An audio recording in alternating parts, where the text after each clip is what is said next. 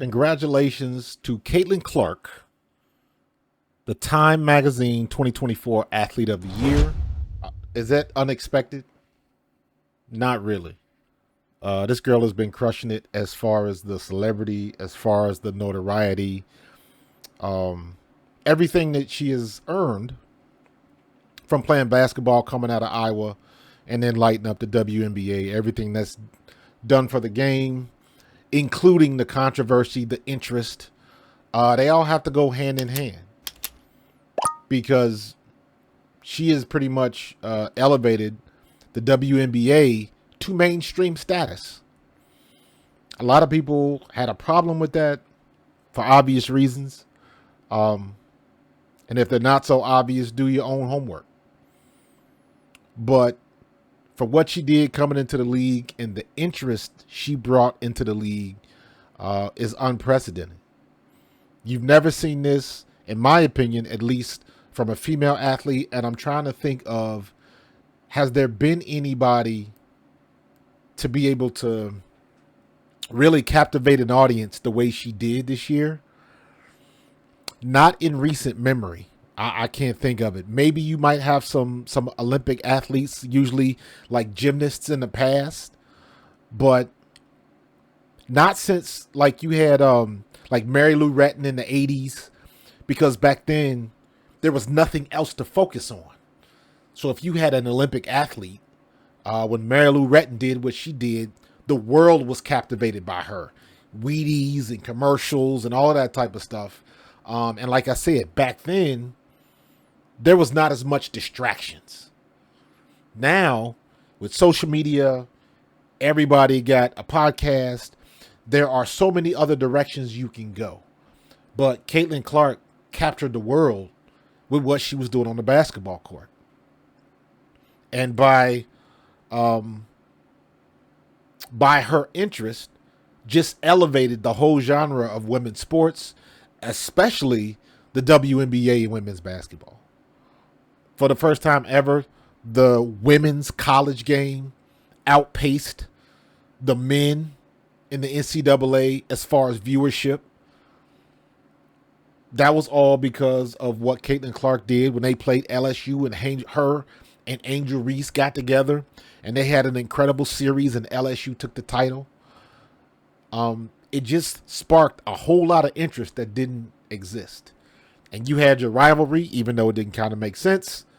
And she says that in the article. I listened to the whole article. It's about 38 minutes maybe. If you go to time.com, they got a little thing now where it'll, it's got an AI voice and it'll read it to you. So I listened to it and I listened to the whole thing. And the interesting thing was, with the exception of one thing, she touched on the whole relationship with Angel Reese and the controversy and how she feels about that situation and everybody and the media bringing on this rivalry that didn't exist. And the funny part is, I had heard her say that before. So she's not saying anything new. I've heard other people say that before. Everybody heard the "you can't see me" thing. Haley Van Lith told that story. It was like, that was not aimed at anybody. She told the story. So, and I'm saying that because the article, it was a great article, but they didn't really say anything new. Maybe they gave you some tidbits of when she was coming up out of Iowa and what other people said about her and what they thought about her at an early age. But for the most part, her comments, we already knew. She put it out there like that.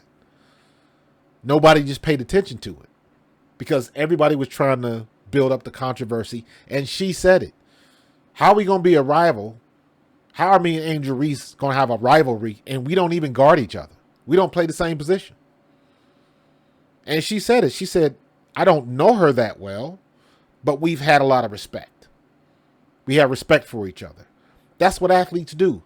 You see people at the same AAU tournaments or what have you. You see the same people all the time. I don't know them, but we have a mutual respect when we see each other on the court, on the field, whatever the situation is. I don't know you, but I know you. And that makes perfect sense. And she addressed it. And she even talked about everybody creating the controversy that she was not aware of in certain cases because she didn't do a lot of social media stuff. So when everybody was trying to put all the pressure on her to come out and say nothing, she was, she wasn't on social media. And that's the only answer to that type of stuff. You can't feed into it. The only thing you can do is avoid it because it ain't going nowhere. But I thought it was a good article. Congratulations to her, Athlete of the Year. She deserves it. She's put the WNBA on the map, on the mainstream map. And nobody can deny that. And she has just started a domino effect for all of these other young ladies coming out. And now everybody's got interest and trying to see what everybody else is doing. And even now, the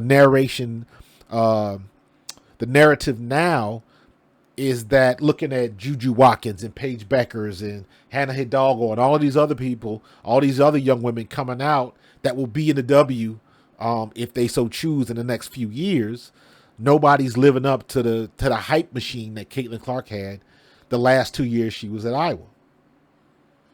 And I don't think it's going to be like that. I think Caitlin Clark was a once-in-a-lifetime type athlete. You're going to have some other people that are as good as her on the court. But I'm talking about to bring the eyes to the game. I don't see nobody doing it like that, like she did it.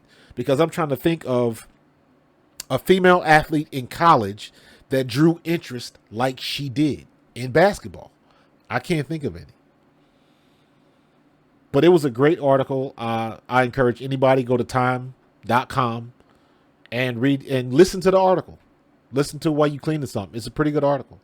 But again, there was nothing really new, and she just pretty much co-signed a lot of things that she either already said or we already knew, and it's common sense stuff. So she wasn't like, it wasn't like a groundbreaking story, but it was solid, it was good, and it was good to hear some of her point of view and her perspective on a lot of these issues. So again, congratulations to Caitlin Clark, and can't wait to see you next year with the Indiana Fever.